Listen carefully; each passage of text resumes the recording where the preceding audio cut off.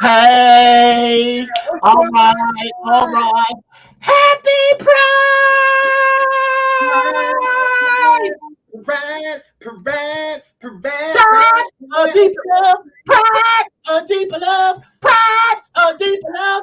Whoa, whoa, whoa, whoa. People, let me tell you, I work hard every day. Right. I get up out of bed, put on my clothes, cause I Believe feel in one that the love,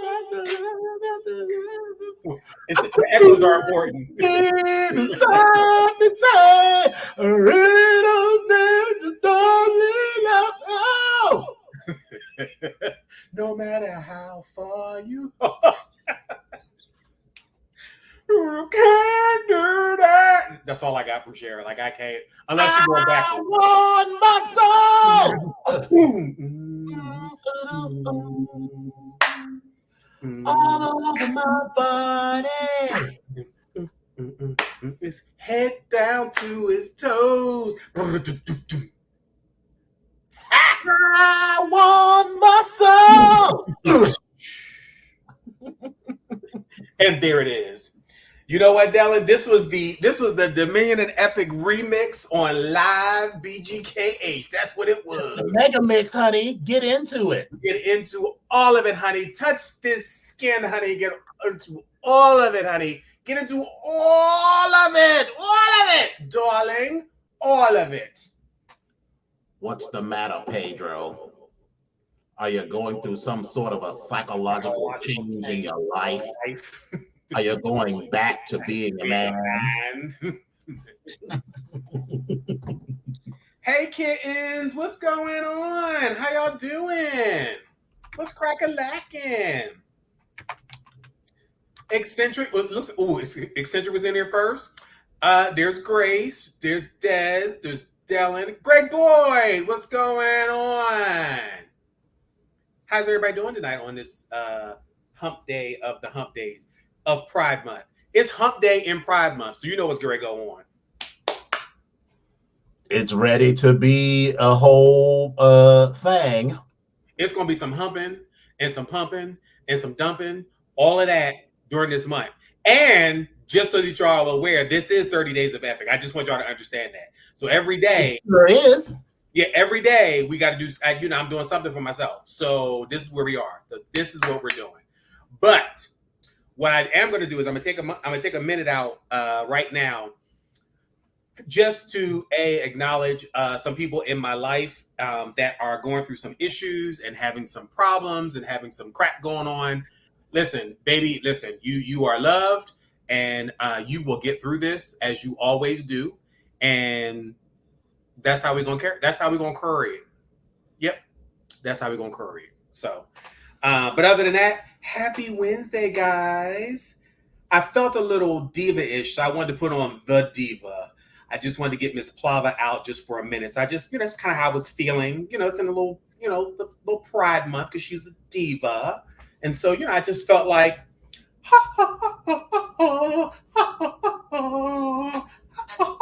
but I'm gonna let it go. No, did you see my mix, my Black History or Black Music Month?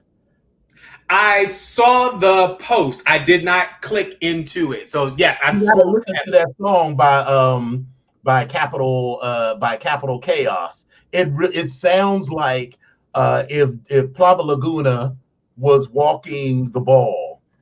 That would be the music that was playing. Come on, Plava, walking the ball, girl. Listen, she already gets her tens across the category. So I mean, across the Well, board, like duh. it is what Okay. it is. I mean, hello. So, um, it is Wednesday, and it is another edition of the fabulous BGKH show with Dominion Fabulous. and Epic. And we are here tonight to turn this thing all the way out. Baby, I all of a sudden got a whole burst of energy real quick, and I don't know where the hell it came from, but I got it. And I think maybe it's because of you all. Maybe because I'm glad y'all are here. Come on, Boochie Cats. You know what? I think I like that name. Eccentric, I think I'm going to have to go ahead and steal it. I'm gonna do something with it. I am. I am. Yeah, I am. I'm So 100% with it. yeah, so I am looking forward to this whole entire month. It is the countdown for our rich white woman trip. Yes, hold on. I can tell you exactly.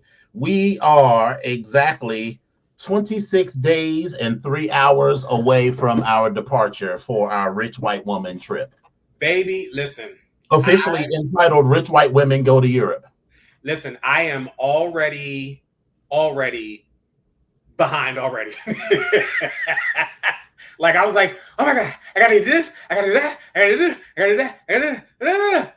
Listen, I got something for you all. So, because we're all men, women of a certain age. I got us some lovely multicolored compression socks to wear on the plane because that is like a legitimate that is recommendation. so funny. That is so funny. Because it was like an 8-pack for like $20. That is So so funny. I literally had this conversation with a couple people, and they were like, "Well, it's a long distance." I'm thinking it's so funny. Like, are we just officially that old now that we're like talking about compression socks, and we have had this conversation, and it was referred to us? I am only slightly embarrassed about how much time I spent ruminating over the different colors because I could have just gotten an 8-pack of black and just called it a day. But why? Baby, listen. And Miss Amazon, baby, she has the colors and the options for you, baby. Right. Yes. So I got two things. I'm going to pull up my orders and share my screen because Amazon, she be gathering me. Man, listen, I was laughing the other day because last week when I wound up going up the road to the Berg. I was like, I kind of forgot about some orders that I had, but then when I remembered, I was like, oh crap, I'm glad I actually sent them to like the lock boxes or whatever because I didn't want them sitting at my door. And then I came home and I was like, oh, it's Christmas.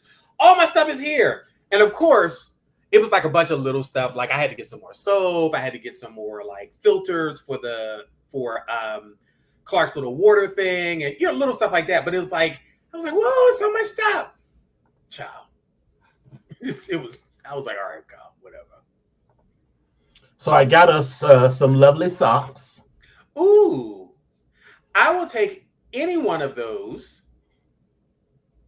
If I had, right? They had some that were like rural gay, that literally was like rainbows and hearts and stuff. And so I felt like I wanted it to whisper gay, not shout it from the rooftops. So it's a statement. It's a statement. Definitely is being made. And if I had to choose, I would say anywhere between I would take the red or the lime green situation, either one. Gotcha. Well, obviously I'm going to wear the orange as one of the options, and the rest I like them all, or else I wouldn't have bought them. So I'm less concerned about that. So I bought that, and then I bought some more girdle shirts. So come on, girl. Listen, this. But let me tell you something. Let me tell you something. Ladies and gentlemen, Barcelona and Europe are going to get whatever the fuck this body is. Oh, of course. The body is going to give, but you can help it along a little bit. So and listen, baby, listen. Do you know I'm about to be walking out the street being like, there you go. There you go. There you go. Take a little hit. There you go. There you go. That's it. That's all I got. So then I bought these atomizers because they were only $20 for this set of 4, and these are large ones. So a 20 milliliter capacity, so you can fill them with cologne or whatever. So basically, those are cute. Yeah, and you got to see how it opens. So basically, it twists open like a lipstick, and then the top pops up. Yeah. This video, yeah.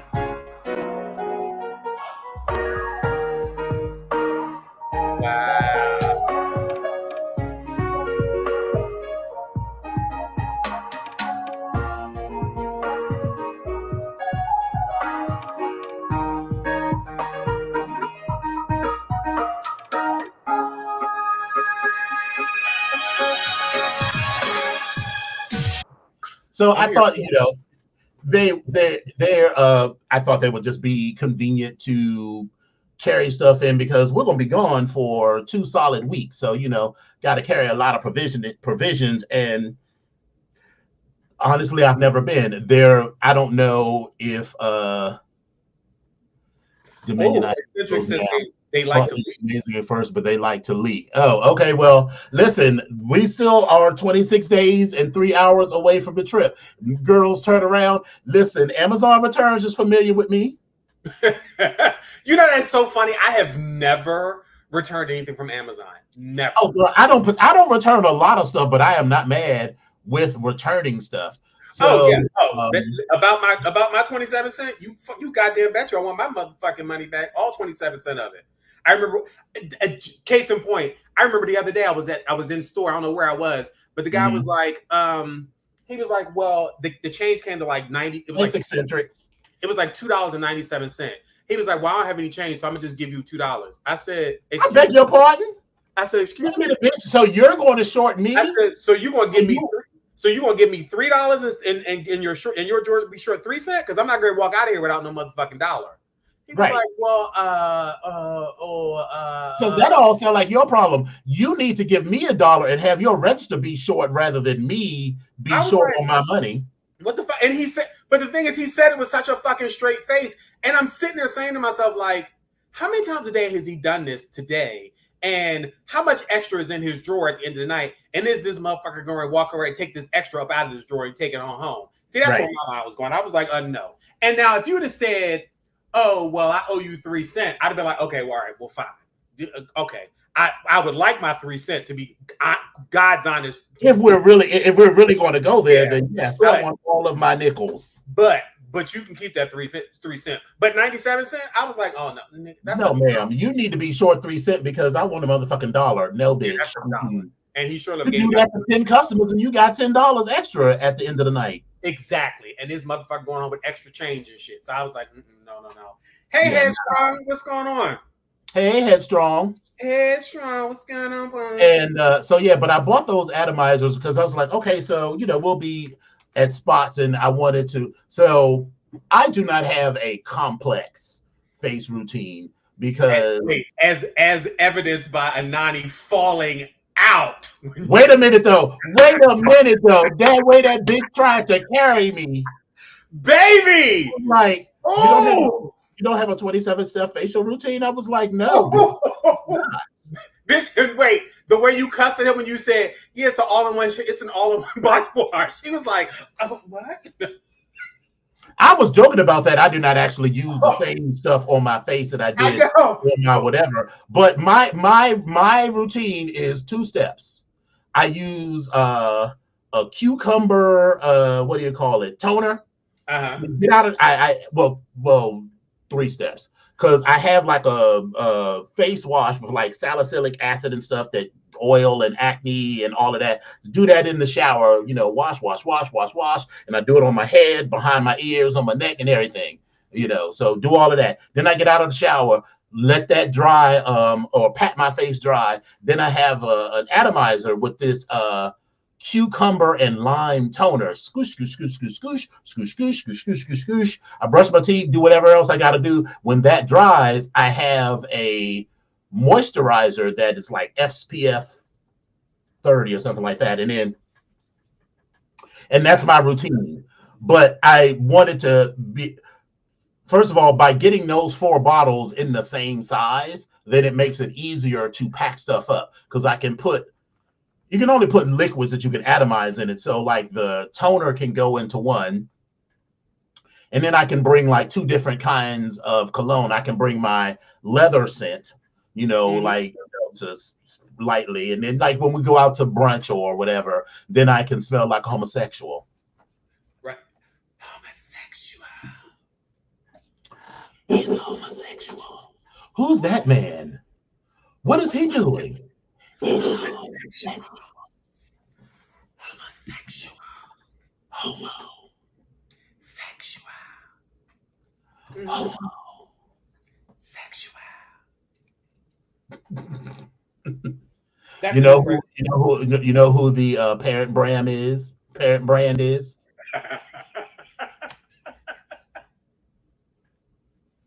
Specific Beauty.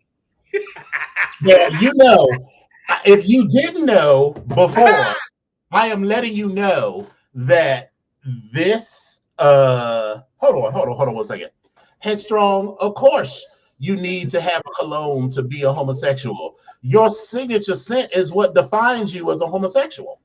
But wait a And you know, minute. you know the funny part about that, I've already told you all the story about how I found out that my grandfather was gay. I think how we was all sitting around drunk at my great aunt's house, my grandmother's sister, Yeah. and we had gotten. I've told you, but I didn't tell them. All right, so But hold we on, were all before you say gay as that, a so message. listen, you How don't dare need you? to entertain yourself not to do naughty things, Headstrong. You can do all of that. You can film it. You can even live stream it if you want to Right, you on just wait my till I get down there to Florida. We'll do some naughty things. I got that for you. But yeah, I anyway, mean, back yeah, to my gay grandfather. So we are sitting there and we decide we're all having drinks. And so we're gonna get my Auntie Jean, my grandmother's sister, drunk. And so they were talking about how family dynamics and stuff. And they were talking about how when Salou, that's my grandmother's name, her name is Annie Lucian, and they called her Salou. Said when Salou brought Calvin home, that's my grandfather, you know, mama and daddy didn't really like him. And then my cousin Deborah, Auntie Jean's daughter, is like, that's because Uncle Calvin was gay. Yep, I remember you saying that. You see that you see that silence? That silence that like, Bishop, you don't shut the fuck up. We haven't told Brian and Kendra this yet. And so I look back at Auntie Jean, and my sister looked back at Auntie Jean like, what? And Auntie Jean gives the longest, drunkest, like, she's like, that look that like, bitch, I wanted to be sober when we were having this conversation. One of those, like damn it. Now I got to really think about this shit. I got to focus. I was planning to go to my grave with this shit because it didn't really matter. Ultimately, it don't matter. Sure, right. Whatever. But it was just, she was just like, yes, we all believed that your grandfather was gay. Now that's not a problem because my grandmother's family, the extended family, was very friendly with a number of gay and trans people. And to be trans in Montgomery, Alabama in the 50s and 60s, was a thing. So it wasn't like they had a problem with the gays as a concept. They just had a problem with one of the gays marrying their daughter. Gotcha. So, but yes. So back to my thing about a signature scent. My grandfather, I never found out what the signature scent was, but you could always tell my grandfather had been in a room because there was a lingering scent, and not in a like I poured on tons of Dracar Noir or something like that. It was just like that. That was his essence. It was a nice, lovely scent. I'm sure you know women like that too, that just have this really nice scent, and it's never overpowering, but just like so and so has been in this room. Yep. And that's how my grandfather was, and so that's what I want to do. So I like to put on my cologne.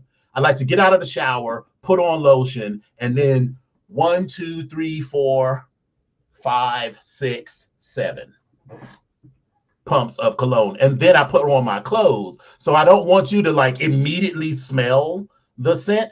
I want it to be under my body and just something that sort of permeates my aura lightly. You know what I mean? Because I know some people that's like 7, 8, 9, 10, 11, 12, 13, 14, 15, 16, 17. And then they rub it in and then they do more. I'm just like, girl, how much are you wearing? So the funny thing is, my mom had a signature scent at that time. It was this perfume called Charlie. Mm-hmm. And she loved it to death. My mother would spray this, like she'd be.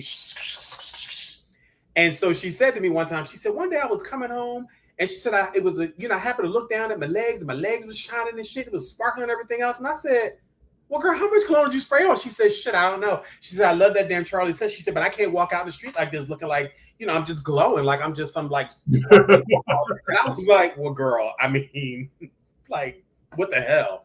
But yes, that scent Charlie. And every time I see it, like every now and then you go to like one of these like flea market things or like, some old store that has some old cologne. And when I see it, it's very nostalgic. And I said to myself, the next time I see it, I was going to buy some because I know this scent. And it's so funny because I always associate it with my mother, but there's a natural scent that my mother has that kind of it worked off of. And so I know that. So it's like, okay. All right. So yeah, it's yeah, I definitely get that. But that Cocoa Brother Leather Brother will overspray. Exactly. Yes. I never want to be that person that's like, you ever gotten on an elevator with someone and you just like, oh, baby, you are murdering me with this scent. At the Black Degree Factory, because in my building it goes up to the president's office. I don't know who, but baby, there's several people that are going up to that 4th floor. When I walk in that elevator, I'm like, oh dear God, what the right? Oh my God! Like my whole fucking aura has been permeated. Like I feel like I now need to take a shower because I smell like what the fuck you had on, which was high karate, and it was a strong ass men's cologne. I was like, girl. Thanks for the link, Eccentric. I'm gonna get these a try, and if those don't work, I will do that. Those are the ones that I'll share the link with you too, Epic. The reason that I got the ones that I got is because they are 20 milliliters and they're glass bottles, but they're inside of an aluminum thing. So that way I felt like I wouldn't have to be because I have some little atomizers, but they're only like 5 ounces, and I felt like that would not last for a whole 2-week trip. So the 20 milliliter one will last longer, but by them being that big, it will carry enough for me to fill it up without worrying that it's going to run out halfway through the trip. But I will try them out, and if not, we can get those. What else did I buy? I bought the ones that I probably have like maybe like a 5 milliliter. Like they're real tiny. They're like, matter of fact, they look like a little bullet. And I was like, oh, okay. I got them a long time ago from Bed Bath & Beyond, I think it was. Yeah, that's where the original one that I got, I ordered, my favorite cologne is the Sexual. And it came whatever one I bought came with a little atomizer, which, women have been doing that for years, but I had never heard of it because I am gay, but there's like a level to my gayness that I hadn't crossed. Wait a minute. What's going on here? I feel like No. I'm speaking of myself because it was in the 90s, and bitch, I was carrying around an atomizer. I was carrying around a little pocket mirror. I even went to prescriptive because I was wearing a little makeup at that particular point in time. I had to match this foundation all the way together and shit. So baby, I was gay in the 90s. So like, I feel like I didn't even get that atomizer until like 5-7 years ago. These little eyelashes, I had to put this little clear stuff on my listen. See, I can't do any of that. When I did the Sniffy show, by the way, y'all get ready. I will be posting the link when I think the first episode airs tomorrow. I'm not sure exactly when my episode airs, but I will be posting the episodes throughout. So I mentioned to you all that I've gone up to Brooklyn.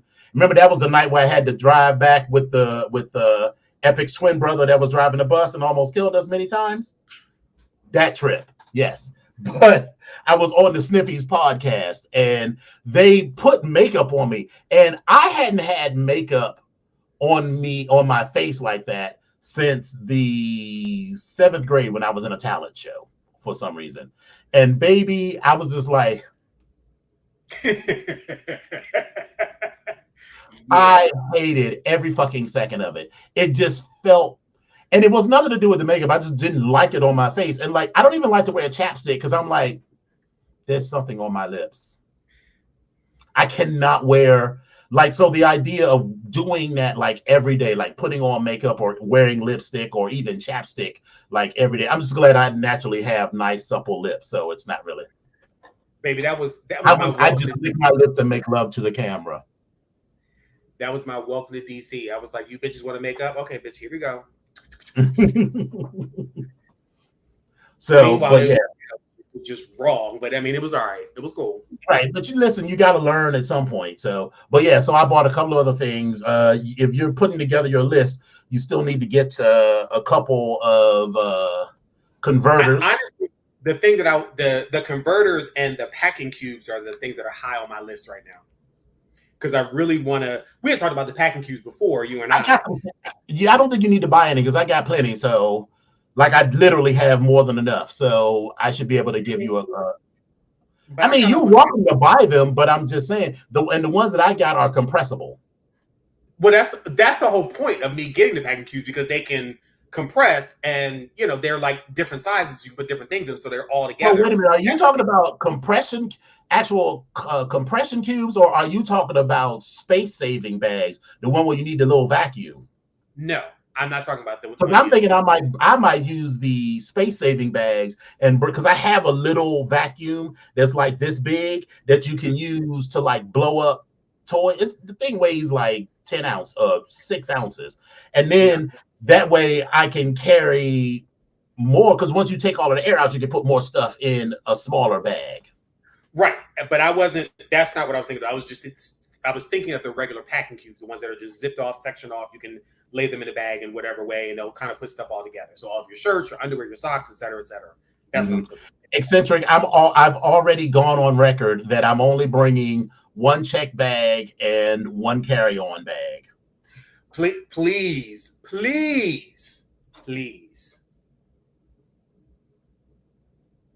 Just remind him. I just wanted to make sure that we had this on record because listen. I'm sorry. Let me calm down. No, you was all worked up now. Go on now. Say what you gotta say. Go ahead and tell me. Wanted to make sure that you were going to stick to your agreement, which was that you were bringing one checked bag. Yes. On the plane. I mean, on the trip. Excuse me. Yes. That's it. Am I maximizing the size of that carry-on? Of course.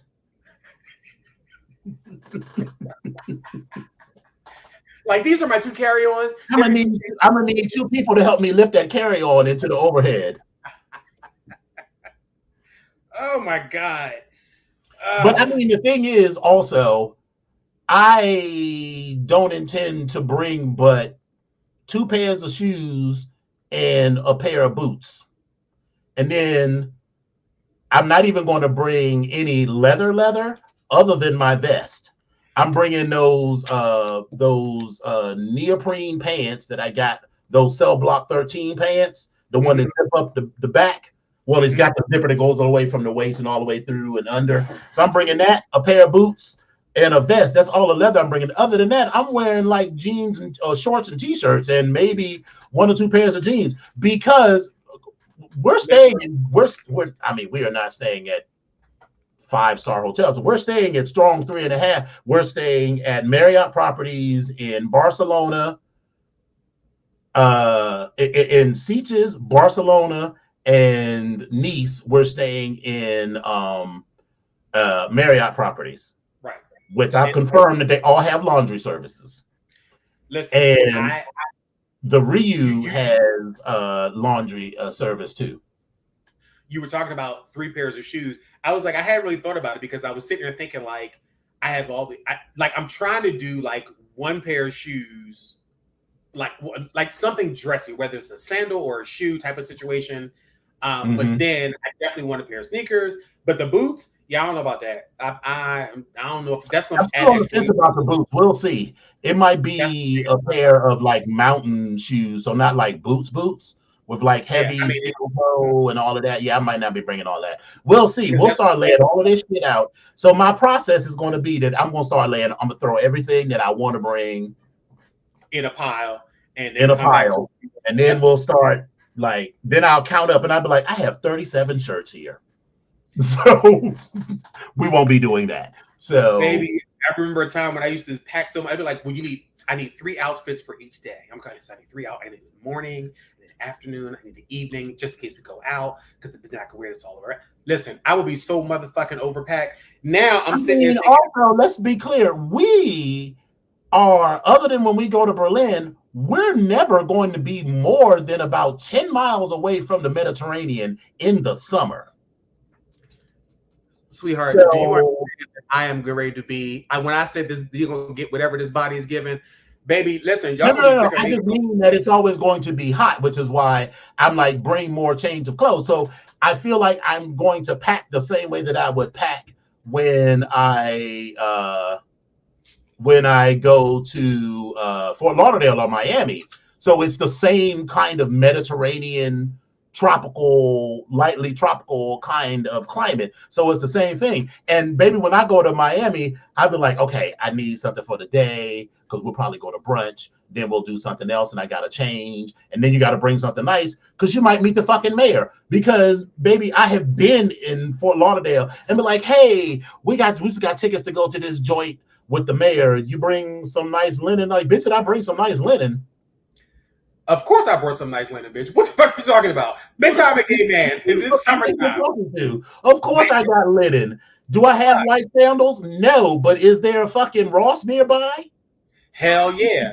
But that's the other part. Like, it's like, okay, so which I need the practical sandal. Then it's always like that because we talk like about beach shoes. Because that's true. I only have like practical sandals. I don't have any faggoty sandals. I don't want faggoty sandals, but I don't have any like dressier sandals. So like if I needed to wear some like cute linen, I don't have like a nice leather like Jesus-y kind of sandal. I mean, listen, but that's what I'm saying. That's my. I feel like we need to go. I feel like maybe. Well, shit, we are running out of time. I feel like we need a shopping trip, like out to Leesburg. So I actually don't need a shopping trip anywhere.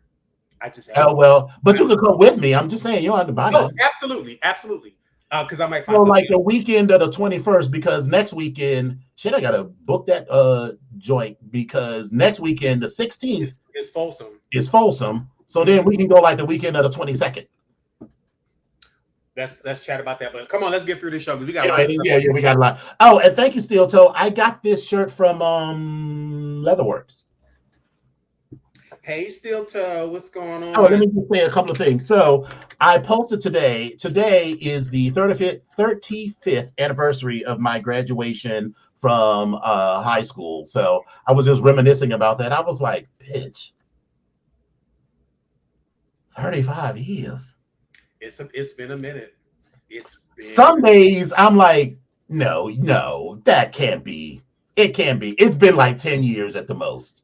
Ciao. It's been like 10 years, maybe 15. But then I'm like, I go to like stand up and my knees like, yes, bitch, it's been 35 full years since you graduated from high school.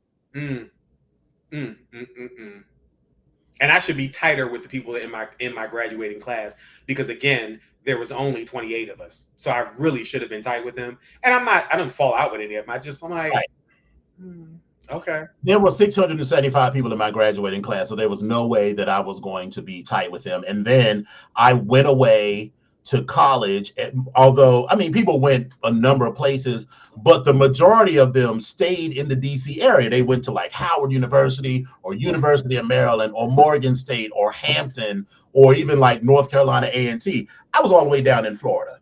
Right. And I stayed in Florida for 7 years. And after my sophomore year, I didn't even come home between breaks because I had like a whole apartment and shit. So I was like, why the fuck am I gonna come home for 3 weeks when I'm paying rent in a place to live? Like a whole year's rent. It's not like they didn't rent it by the semester. You rented that shit for the whole fucking year. So why would I pay for a place and not be there like all summer long? So yeah.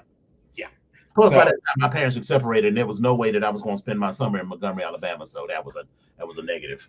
So anyway, so yes, 35th anniversary of high school graduation. We're going to talk about Black Music Month.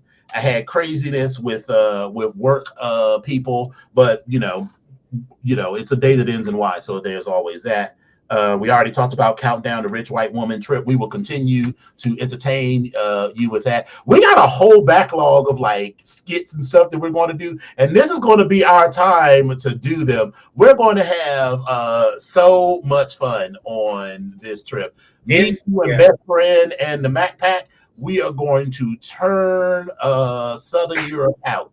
And I forgot, I got to make sure that for our Say Something Hat Day. Yeah, we're still going to do that because no one seemed to be like super jazzed up about it. I don't know about y'all, but I'm at least going to bring. Listen, I'm bringing a hat. I mean, but if no one is super jazzed up about the whole like embellishment and contest thing, then we can do that next year when we go or when we go on the cruise in 2026. My hat is already in my basket, so I'm just listen. I've already when we did the last Say Something Hat Day, I bought 2 hats, so I'm already ready to go. So I've already got a baseline hat, and this one, it's got a 40-inch brim, so she's all the way out to here. So it's like mine, the one okay, all right, nope. So we can talk about that offline, and then so. This weekend is Pride in DC. So next weekend we should have some fun stories to talk about Pride. And my bleach blonde, bad built Butch Body shirt is going to make its debut as I walk the parade route. Hey, listen, this is what we're doing, and I mean, it ain't nothing wrong with it. It just is what it is, and these are the facts, ma'am. This is how you are built, MTG. That's where we at. Right. These are the facts. These are the facts. All right. So we got a lot of. One thing is the style evolution you sent me only had one slide. There was nothing else to it. I know. Oh, that was intentional. I was like, this girl didn't, God bless her. She got a lot going on. Poor little Ting. Yes, it is. It was just so you wanted. So listen, you all had asked about we always do the hoodie. And we were doing individual people, and then we did designers. And then we were asking about some people they started calling out Maya's name and trying to do this old, like older stars or whatever, like old R&B. And so I thought about it, and I was like, you know what? She was great, but I've really Maya's image and her style and her evolution hasn't really changed much. So I picked somebody that was going to be that has changed their style a lot. Well, am I giving you the screen, or how are you going to do this? Yeah, you can just start. You can show the screen because we can just talk about because that's all I do. I just want to say, and it's going to. Okay. So I thought you had like images. I do have images because this is the precursor to say this is who we're going to be doing next week. I wanted to put that out there, say that we're going to start doing. Oh, okay. I got it. It's the promo. That is it. That is it's the promo. Okay, got it. All right, so let's get into our a few TikToks and such. No sound. There we go.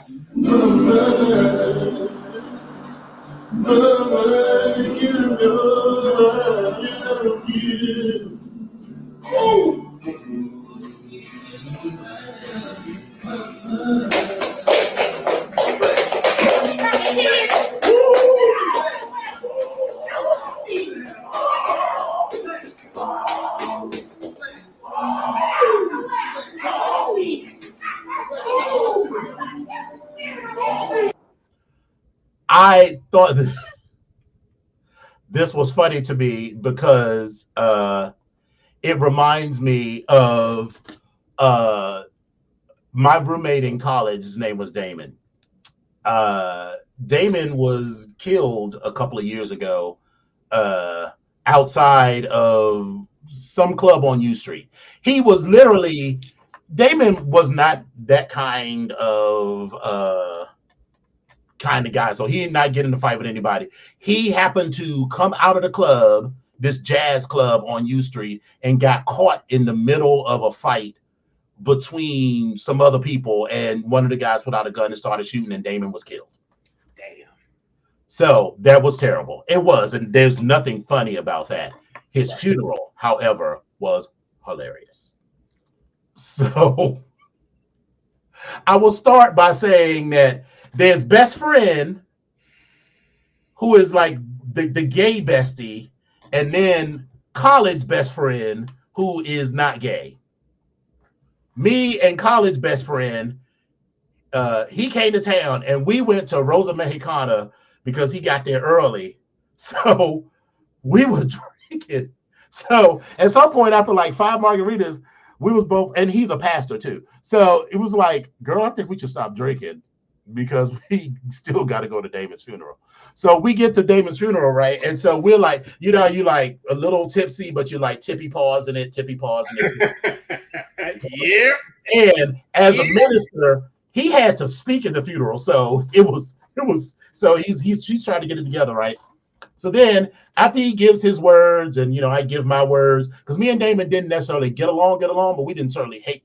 Damon was just like a difficult kind of person. Like he was initially listed as one of the founders of the chapter of the fraternity that I started, but the day before we crossed, he was like, fuck you guys, I don't want to be involved in this anymore. It was like, girl, you stuck this out for 509 days. And on the 510th day, when they're going to be here tomorrow to initiate us, now you're going to drop. But at that point, I was the president. I was like, okay, girl, bye, because we had other shit to do. But anyway, so we're at the funeral.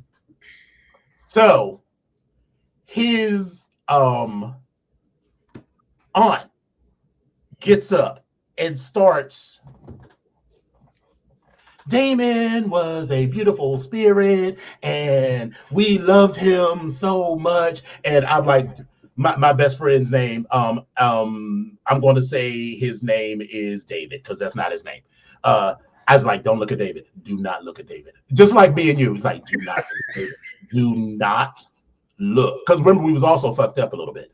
Do not look at David. Do not look at David. I looked at him. He looked at me. And we was just like,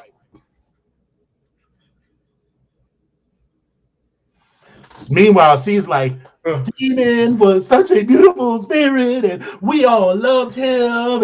And then another cousin comes in an outfit that was entirely inappropriate for a funeral, I thought. She had on like a string like tank top and like these pants, and she had a lot of ass.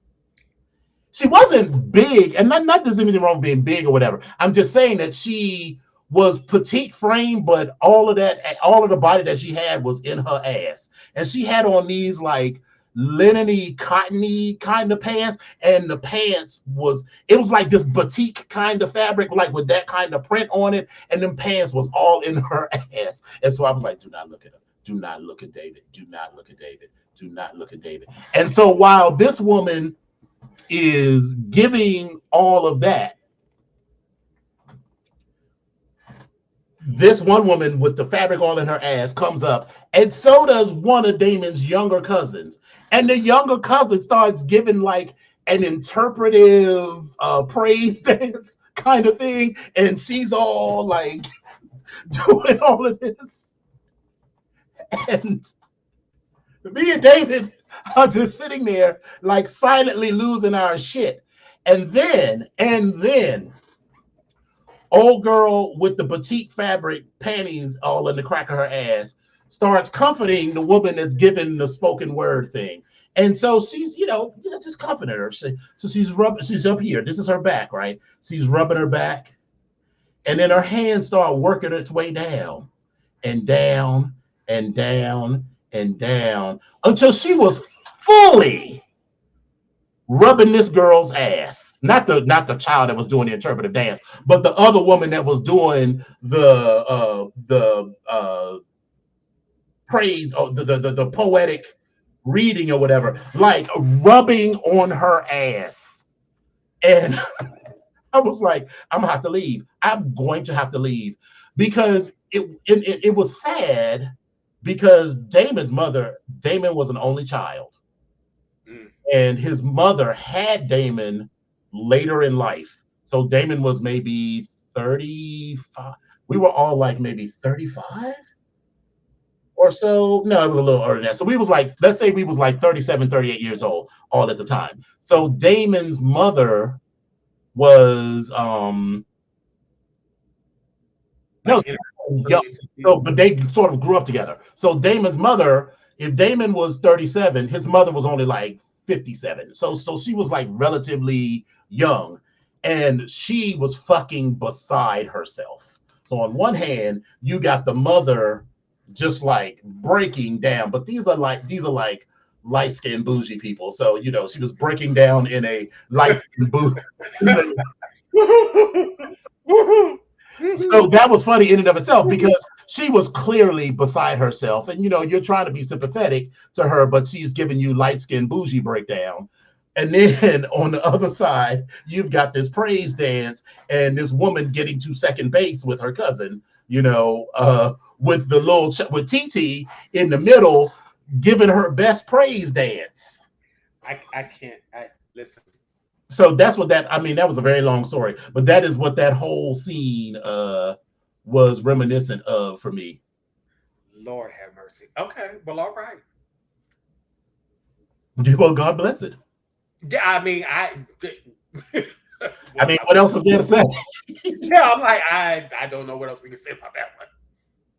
It was, I just, every time we think about that, or every time I go to Rosa Mexicana, I think about that story. And I'm sad because Damon really was a great guy. Like everybody at the funeral spoke about how, you know, I mean, we both went to architecture school. So like in the condo building where he went, Damon, you know, gave essentially like $20,000 worth of labor to help them design repairs to the building. And, you know, he was a good guy.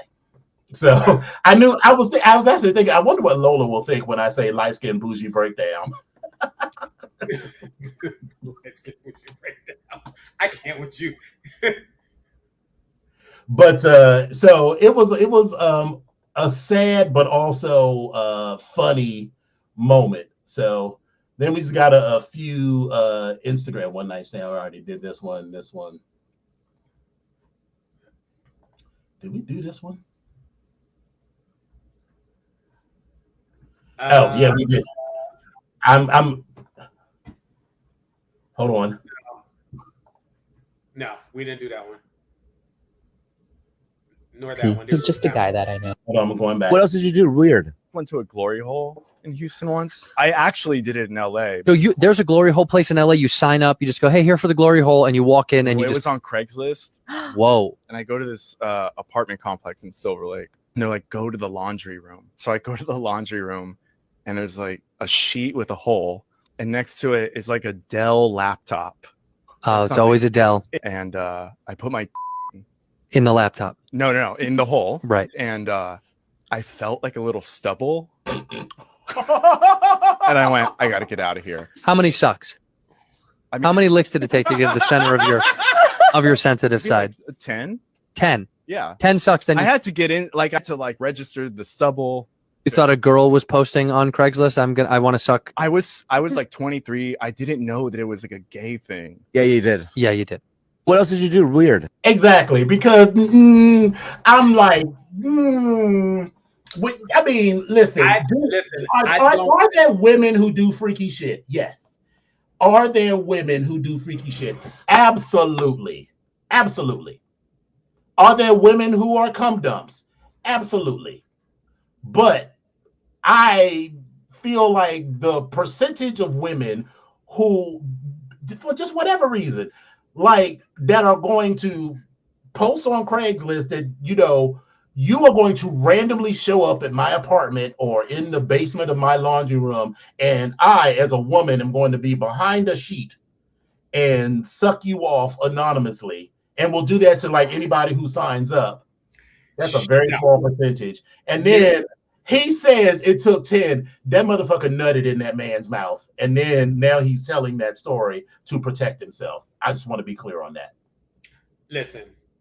You know that, and I know that.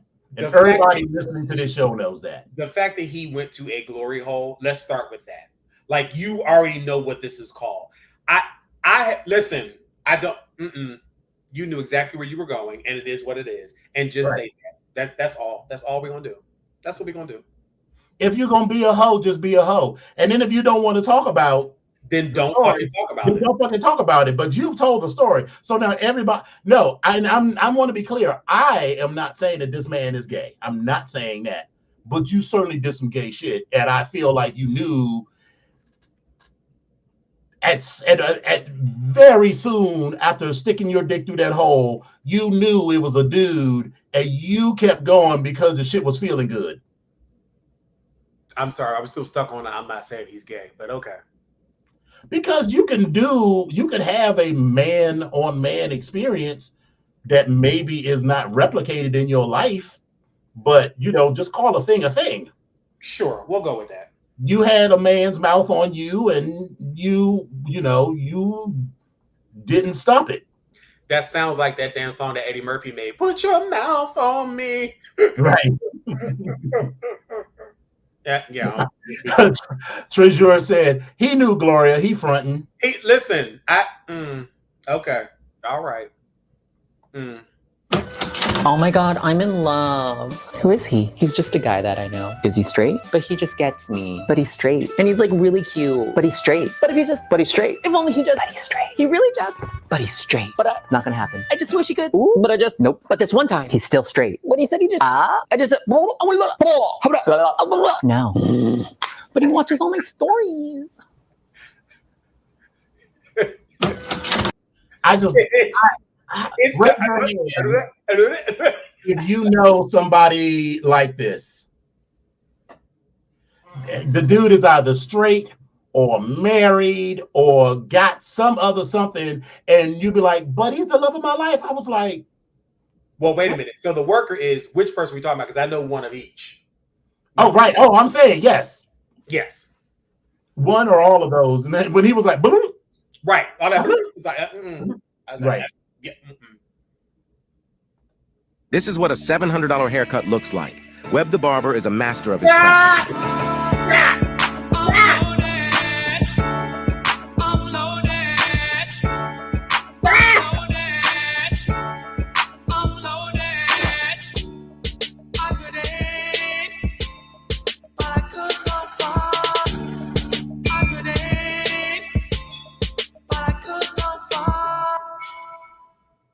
This is what. So when I saw this, right, Wait a minute. Before we say anything else, this first fucking frame, when I tell you he is giving grandma that was out camping in the woods that could not sleep, and then she just got up and threw this motherfucking wig. Oh my God.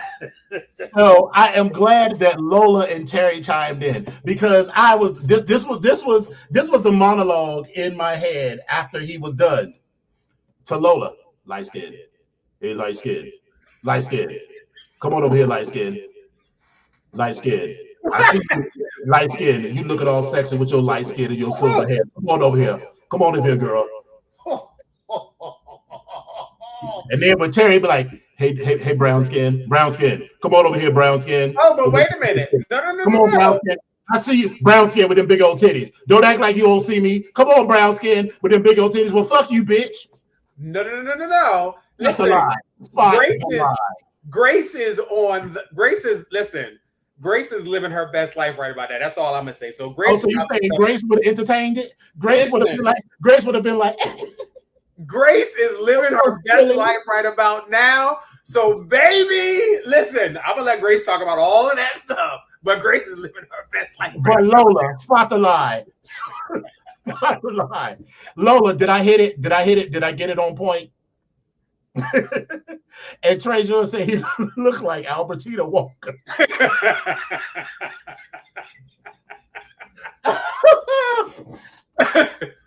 Listen, it's a lot. That's a lot. That's a lot of bro, when I saw this, I immediately was like, I know exactly how he's going to hit on Lola and Terry for this.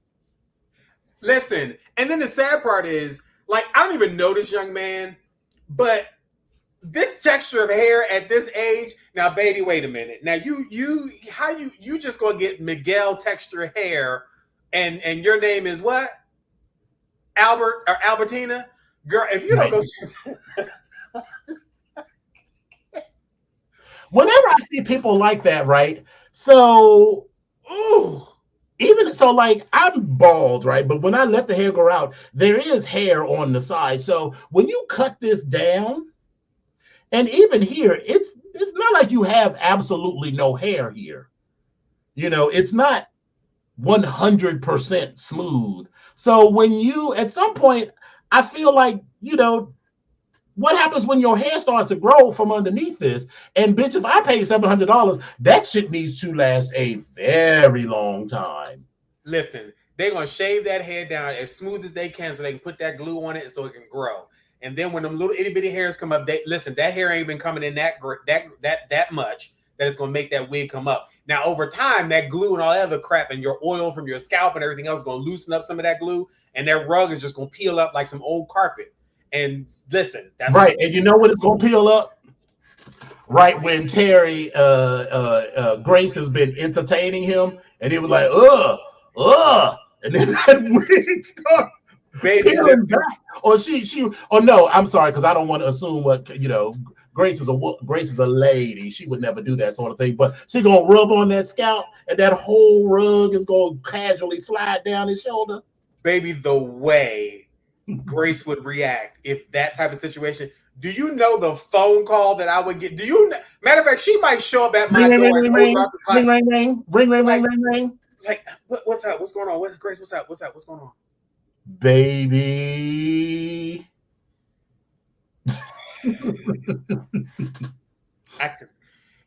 Listen, it's a lot of look, but I'm glad it looks better.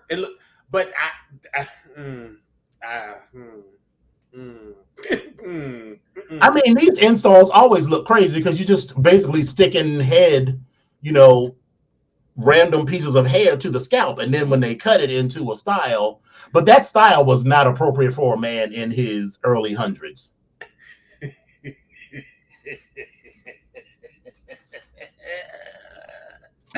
Honestly, I am just glad that I knew that the bald life was going to come to me because my father was balding. All of his brothers were balding. Both of my grandfathers were balding. So whether it was, and all of them, and even on the maternal side, my mother's side, I don't know if I told you this, but my grandfather Calvin was a twin. So, sharecroppers, grew up in the country. Calvin and Coolidge.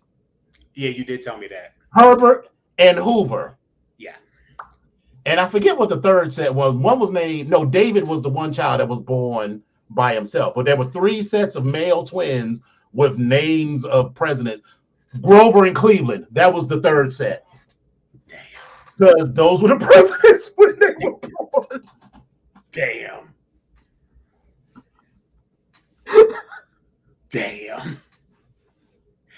Damn. Listen, we had one set of twins in this family, and that would be my great grandmother and her sister. Their names were Maggie and Mary Alice, and that was what my mother was named after.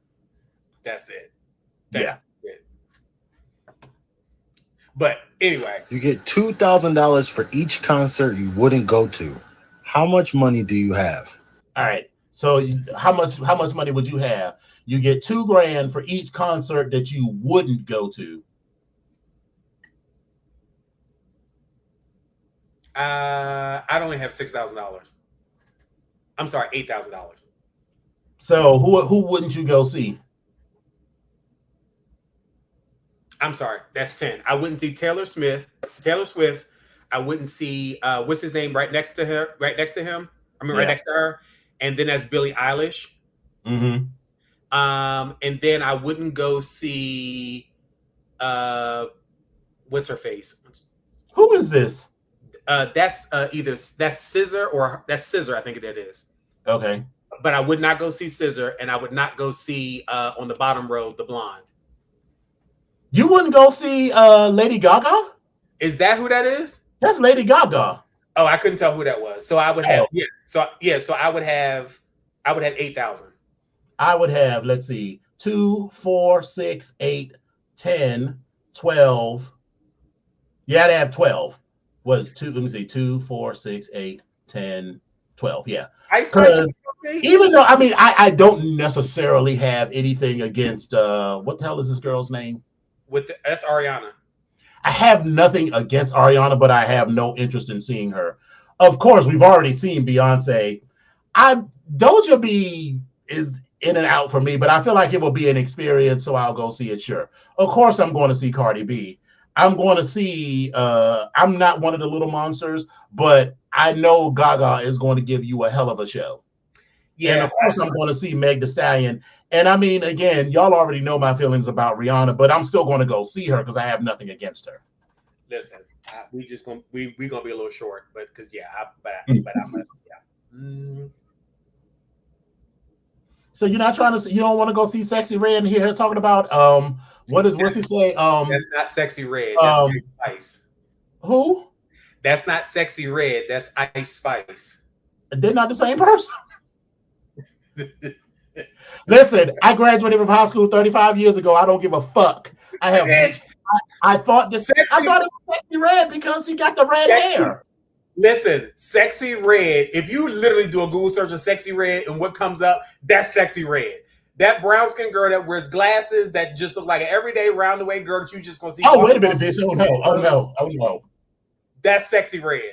That is not what I thought Sexy Red would look like. That is Sexy Red. And is she still pregnant or she just had the baby? Something like that. She was pregnant. I think she might have just had the baby. Listen, I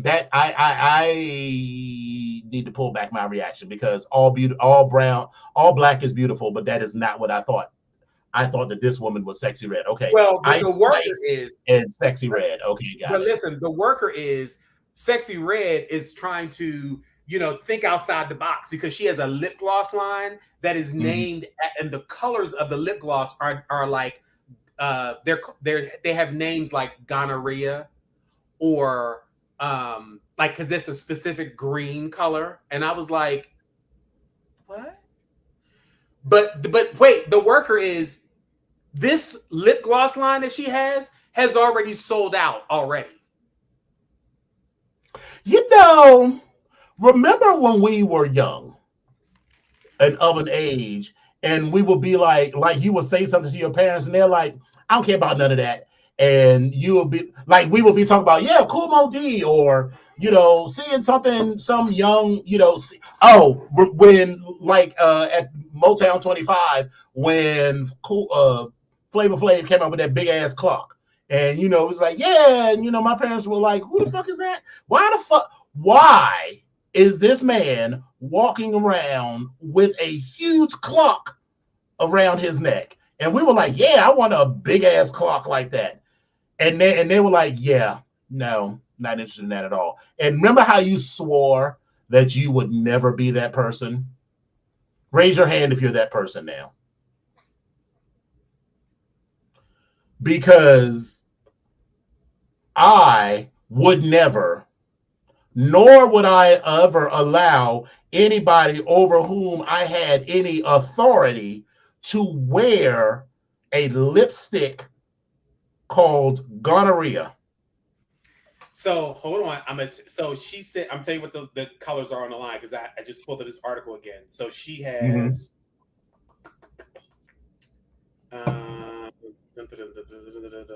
hold on. Keep talking. No, Steel Toe said he could only identify 5. Who would have? I mean, obviously we know Beyonce, and yeah, some of these I had to think on because I was like, yeah, but I feel like these 4 I easily recognize. Of course, Beyonce and Cardi and Meg and Rihanna. The rest of these, and then I just sort of, by process of elimination, I assumed that this was Doja Cat, but Listen, I'm gonna drop the article in the chat. Okay. I'm gonna drop the article in the chat because it's yeah. I was like, are you kidding me? Listen. And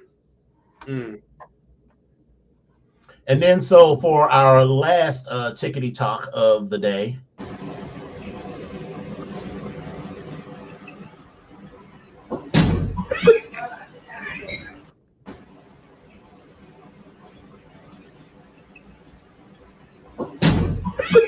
I just gotta know what that brown tabby cat said to the white cat for him to smack the shit out of that other cat. so hard that there's like an audible thump of that other cat. That cat has traumatic brain injury now. Hold on. Hold on. But I'm sorry. I'm going back because it just came Okay. up. So she has Pound Town lip gloss. She also has Pound Town lip gloss. She has gonorrhea lip gloss. She has nut lip gloss.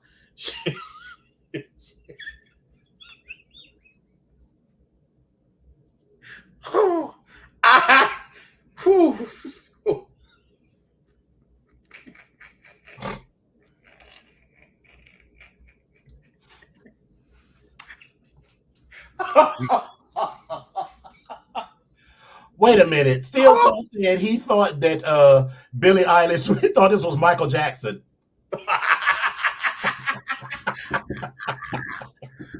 Oh my God.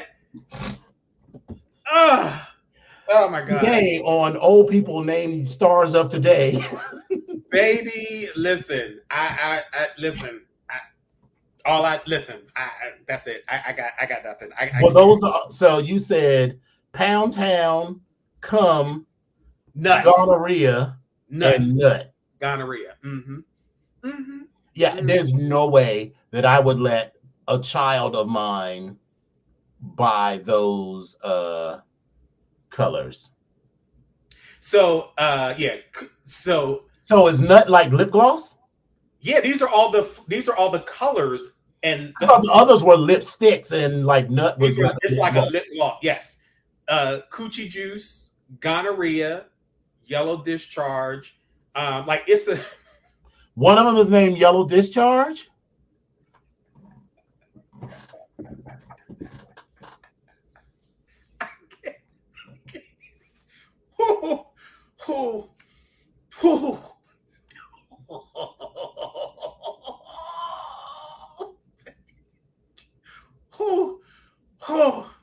Okay. How much you have the article in the chat for y'all? Because and there's a whole YouTube. She did a whole. Oh my God! I cannot. And literally, I was having this. Wait a minute, Treasure said. He said, I thought nut was a facial scrub. I mean, it could be. Exactly. Greg says, what lip gloss you wearing, doll? Yellow Discharge. Listen. I can't. Wait a minute. Is yeast infection and ovulation two or more of the colors? No, those are not. Funny now. Those are Lois is being funny. Okay, got it. Those are not. But listen, I got to change the subject because I'm great. Jesus. Whew. Okay. All right, I'm together. I'm cool. All right. So let's get into these stories, and then we'll go to a Black Music Month and the Hootie. Okay. All right. So, listen, it's been a slow week, but it's been a busy week at work, but this is where we are. So, interesting article came up from Covered Geekly. Do you guys remember the best TV villains of all time that you've ever watched the TV show and everything? Listen, they ranked the 20 best TV villains of all time. And they did this according to, they say thousands of voters. But again, I wanted to see what the sample size is. But I thought it was a good mix. But the top 20 greatest villains, according to Cover Geekly's website, is, and I'm going to do this in numerical order, starting from the 20th and going all the way up. The Governor from The Walking Dead. I don't know if anybody remembers that character, but he had these, he was a complicated character with even more complicated past. And despite his relatable qualities, his actions during the event of his time in The Walking Dead were some of the most destructive and traumatic for loyal fans of the series. Like there's one scene with him and a baseball bat, and I was just like, damn. But okay. Number 19 is Azula from The Last Airbender. Not to be confused with Elizabeth Yu's live action take on the character in Netflix version of the show. Fans opted to vote for the original animated version of Azula, voiced by Gray DeLise. I believe that's how you pronounce her last name. 18 was Darth Maul from Star Wars, The Clone Wars. They said his storyline and character development in the animated iteration of the franchise far surpasses what fans got to see in the live action prequel, The Phantom I'll Menace. definitely agree with that. Okay. So then they have number 17 is Kilgrave from Marvel's Jessica Jones. Now, I didn't watch the show, and I've heard about it. I didn't watch the show, but they said this actor's portrayal of the character far exceeded the expectations of what to expect when the show was announced, with both the Doctor Who star and the series lead, Kristen Ritter, offering performances that went on to earn a loyal following alongside Charlie Cox's Daredevil. Number 16 was Lucifer in the show Supernatural. Tom Ellis may have been the most famous live-action version of the biblical character. His adaptation is considered to be more of a protagonist, whereas Pellegrino's is most certainly the bad guy in his story. Number 15, they had Eric Cartman from South Park. Because even though he's a main character, his antics and his schemes often land him more of a complicated antagonist, with some episodes going as far to portray him as an evil child. Baby, that episode when he killed Scott Tenorman's parents and ground them up into chili and fed them to Scott Tenorman, all because he made because of Scott Tenorman made fun of him. I was like, oh, this little boy is, and like even Kyle and him was like, yeah, we probably shouldn't fuck with Cartman because that motherfucker's crazy. Well, hold on, isn't he the one that's saying, talk about his mom? He's a bitch on Monday, bitch on Tuesday. Was that Eric? Yeah, Kyle's mom's a bitch. She's a big fat bitch. She's the biggest bitch in the whole wide world. She's a mean old bitch. She's a stupid little bitch. She's a bitch to all the boys and girls. She was listen. That was hilarious. But the part that got me was when he got to the end. He said, "I really mean that she's mom, bitch. She's a big fat stinky bitch. Listen, big old fat fucking bitch, Kyle's mom. Yeah, I enjoyed that. I absolutely enjoyed that. But anyway, okay. So let me get back to the list. So from Sherlock, the television show, Professor Moriarty, they're saying he's easily the show's best villain seen throughout all 4 seasons, with fans begging for his return despite him meeting his demise. They talked about from Game of Thrones. Is it Peter Baelish? Yes. His character was often disliked for his manipulative tactics and cunning personality. They in the number 12 spot, they had Wilson Fisk, or Kingpin, from Daredevil. And this was played by Vincent D'Onofrio. D'Onofrio, thank you. And he's also reprised his role in other Marvel products as well. But again, we'll probably see his continuation as well. Number 11, they have Plankton from SpongeBob SquarePants, because he's always asking for the secret formula crabs. And so they're saying his cunning and scheming ways are often quite genius, despite failing the majority of his attempts at stealing his long goal of obtaining the secret formula to the scrumptious Krabby Patties. Okay, so those are the bottom 10. So here's the top 10 that they have. At number 10, they have Pennywise from It. But not everybody's portrayal. They're talking about Tim Curry's portrayal, because for me, that was one of the best. And that's not to say the later one was not good, but I did like Tim Curry's. He was scary as shit. They talked in the number 9 spot from Game of Thrones. They talked about Joffrey Baratheon.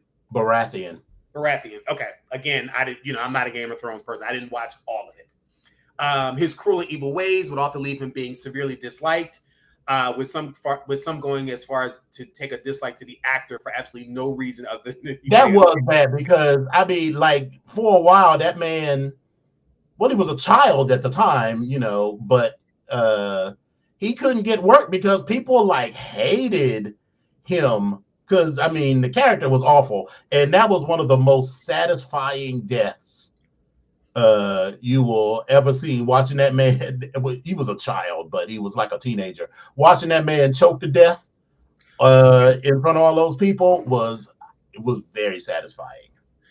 Okay. In the number 8 spot, they talked about the Joker. Now, the Joker's been played by several people, but from the show DC Universe. And so they're just pretty much everybody's really pleased seeing this villain and how they're adapting, because it's been played by several people, both on screen, off screen, comic books, everything else, but they still like him. They've said he's one of the most infamous villains of all times. Number 7, they had Cersei Lannister from Game of Thrones as well.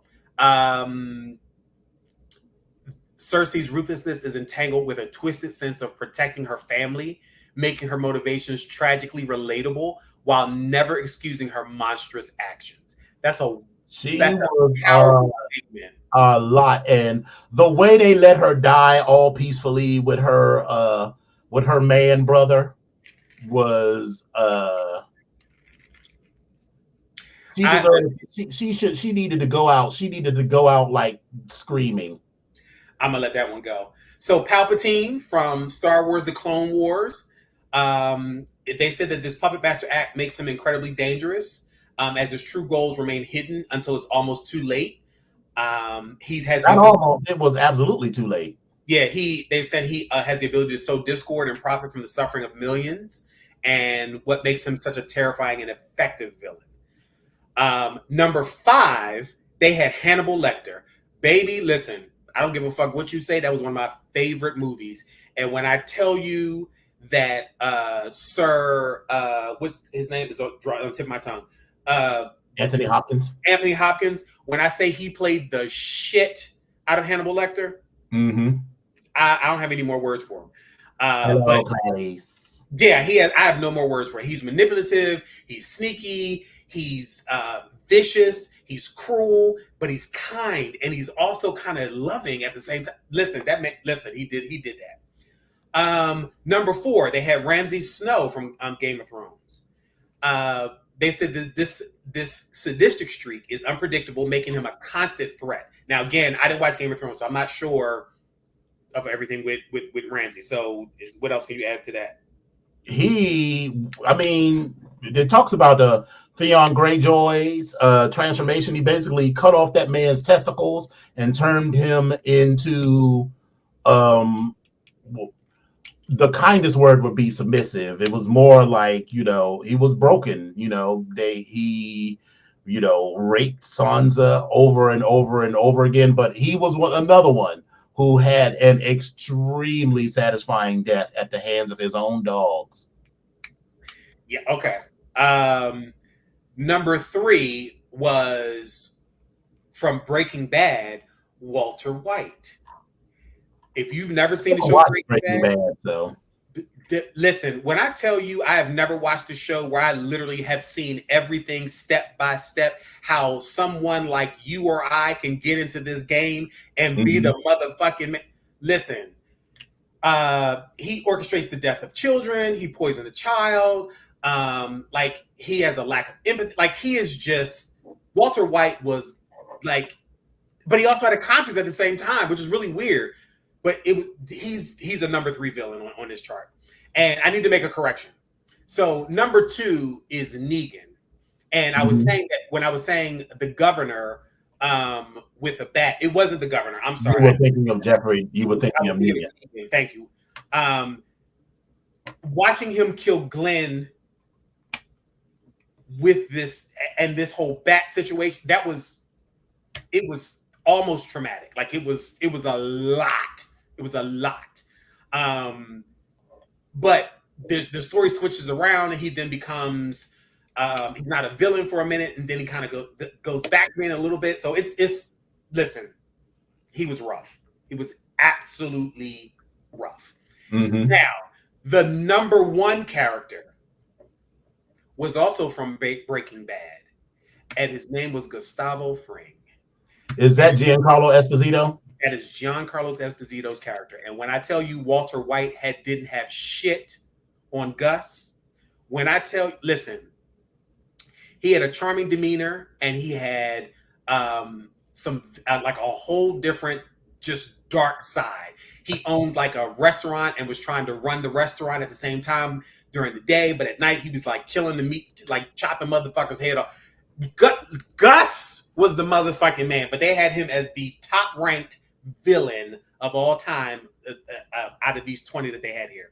Listen, I don't know if I disagree with this but I will say that another character that I probably would have nominated on here somewhere would have been from Ozark, and it would have been the wife. Mm-hmm. I can't think of her name right now, but the wife from Ozark. When I tell you she was so cool, calm, and collected, and calculate that's another one. That is another one. I see Steel Toe put Alice from Luther. Nope, she's not on here. But again, I definitely think that there's some other people that can be on this list. But I think that while Gus was mean and Gus was nasty and evil, I don't know. But I will definitely tell anybody, watch Breaking Bad, because again, it'll show you how everything happened, and you'll be like, how do you go from being a science teacher to now you're this big wig in a drug? Like listen, Right. it is. So listen, I was scrolling on Facebook earlier today, and I happened to notice that somebody was talking about Toni Braxton becoming a star, or getting a star on the Hollywood Walk of Fame. One of our brothers, Elimination, was kind of mentioning that because she's from the Baltimore area, or whatever. So Toni was a part of the 2024 Hollywood Walk of Fame class to get a star on the Hollywood Walk of Fame. And so far, Chris Hemsworth had his ceremony on May 23rd. Dr. Dre had his ceremony on the Hollywood Walk of Fame March 19th. And there were several other members from that class that were nominated for the class of 2024. I just don't know what the dates are, and I've been trying to figure out who's getting what on when or what date. I don't know if they have to do it with their schedules or whatever, but they have different categories between motion picture, television, recording, live theater performance, radio, sports entertainment. And some of the names for motion pictures were like Chadwick Boseman, Kevin Feige, Gal Gadot, Maggie Gyllenhaal, Chris Melandri, Chris Pine, Christina Ricci, and Michelle Yeoh. Listen, I think Christina Ricci is a phenomenal actress. She's very, very underrated. If you've ever seen this movie called The Opposite of Sex, when I tell you as a little girl, she read the shit out of everybody. Amazing. In the category of television, Ken Jeong, Eugene Levy, Mario Lopez, Jim Nantz, Shirley Ralph, Michael Schur, Kerry Washington, Raul de Molina, and Lily Estefan. They would count the category of television. In the category of recording, you had Glenn Ballard, Toni Braxton, as I mentioned, Def Leppard, Charles Fox, Sammy Hagar, Brandy, Darius Rucker, Gwen Stefani, like I mentioned, Dr. Dre, and then also Lenny Kravitz, who actually had his ceremony. They also mentioned that Jane Krakowski got one, along with Otis Redding, for the category of live theater or live performance. In the category of radio, it's Angie Martinez. Yay, Angie, for getting your star on the Walk of Fame. And then the category of sports entertainment, it was Billie Jean King and Carl Weathers. Come on, Billy, you better represent in this motherfucking month of June in Pride, girl. That's what I'm saying. Now, these last two stories were, again, so I always love a news of the weird story, so I'm going to go ahead and put this out there. Yep. So here's someone that was unclear on the concept. All right, so here's out. Corey Harris was 44. Corey Harris, 44, attended his pretrial hearing on driving with a suspended license remotely over Zoom on May 15th. No problem with that, but as Harris checked into the meeting with the Washtenaw County District Court in Michigan, he told the judge, and I quote, "I'm pulling into my doctor's office. Actually, so just give me 1 second. I'm parking right now." The video showed Harris in the driver's seat and turning the wheel as he located a parking spot. So the judge said, so maybe I don't understand something. This is a driver with a license suspended? His attorney confirmed. And then the judge said, and he was driving? Then there was seconds of silence. And Harris was appearing to realize his mistake. And his attorney said, that is correct, Your Honor. The judge then said, I don't know why he would do that. The judge answered, but right before he revoked Harris's bond and ordered him to turn himself in by 6 p.m., his next hearing was today. And let me guess, he drove to the police station to return himself in. Listen. And watching it on video. For a penny and for a pound. And watching on video is hilarious because you see his face. He's like, I'm pulling in. And he's like, and the judge was like, he drove there. And the guy's like, I was like, you big dummy. Right. Okay. So the last story was a Virgin Australia flight headed for Melbourne had to return to Perth after a man allegedly ran naked down the aisle shortly after takeoff. Police said the man knocked a crew member to the floor. One passenger reported a lot of yelling and screaming near the cockpit as the man charged forward. The man was pinned to the floor by air marshals. He was then handcuffed and led to the rear of the plane. Federal marshals met the aircraft on its return to Perth and arrested him. Baby, listen, mental illness is real. I don't know if that is the case here, but baby, I'm right. I'm gonna make the assumption. That's all I got. Right. So, those are the stories that we got for this week so far. But yeah, that's where we are. As a matter of fact, I'll keep you updated on how things went with our man showing up for his court appearance, because it was today. So if I can find some information on that, I'll report that to you guys next week. But today, I also wanted to put out there, because we asked you guys to give us, and you can load that promo up. I asked you guys to give us some people or stars that you wanted us to do maybe a fashion evolution of, or a fashion evolution for. And so some people talked about Maya. They put Maya out there at the end of the show. And I was trying to figure out, I was like, why of all people like Maya? But I was like, okay, fine. But as I'm looking at Maya, and I'm looking at her style evolution, it really hasn't changed. She's gotten older, but her style really hasn't changed, but so much. Mm-hmm. And so I thought of people that were kind of making splashy entrances. And so for next week, I just wanted to go ahead and talk about this artist, but I wanted to get the promo for her. And it would be Missy Misdemeanor Elliott. She has had a style evolution. And baby, I have some pictures from her being young all the way up to being old. And while life was lifing and work was working, baby, we don't have a full style evolution for her today, but we will have one next week. And I'm going to preview the one for the following week next week as well. So that's what I'm going to do. So, but again, I still need you guys to make some suggestions so that we can talk about this style evolution and kind of show some stuff and make it happen for you guys. So I definitely listen, I saw that.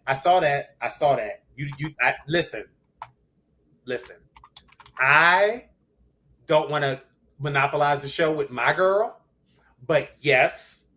Yeah, I would have assumed. Well, I mean, yeah, I get that you probably don't want to like make that the thing, but I would 100 whispers, Janet. See what I mean? I just, it's just like it be your friends, right?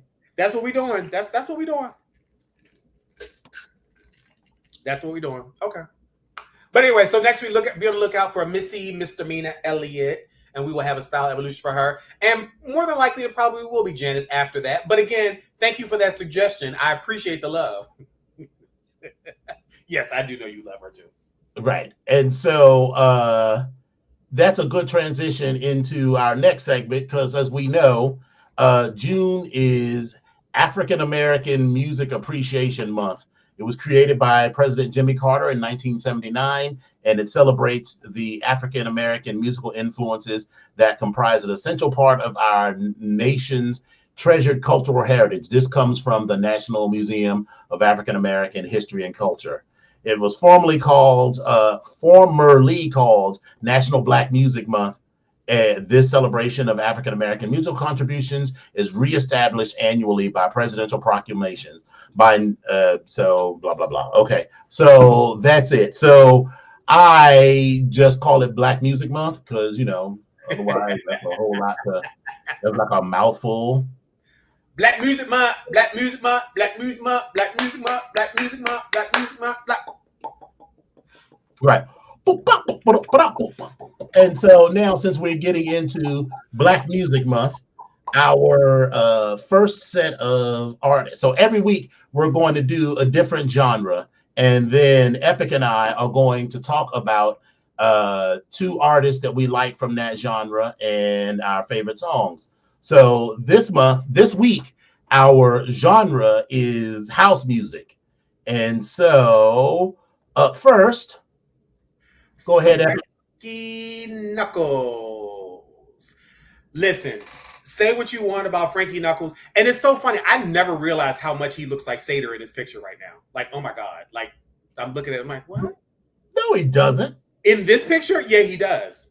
To me. To me, but okay. Okay, all right. I'll to you. Okay. To me, okay. But anyway, so he's considered the inventor of house music, or rather the godfather of house music. He DJ'd at the Chicago Warehouse as well as several other clubs. He's done so many remix projects or production things for so many different artists. At the time of his death, he had over 5,000 vinyl records that they decided they were going to digitize, and it took them 8 years to digitize these over 5,000 vinyl albums that he had. And this is the 10th-year anniversary of his death. He's had 10 official albums between the year of 1991 and 2012. And listen, some of my favorite songs from him was number one, the Whistle song. It was like ridiculous and quirky and catchy, and everybody was singing it, and everybody was that was great. But it was still a nice song.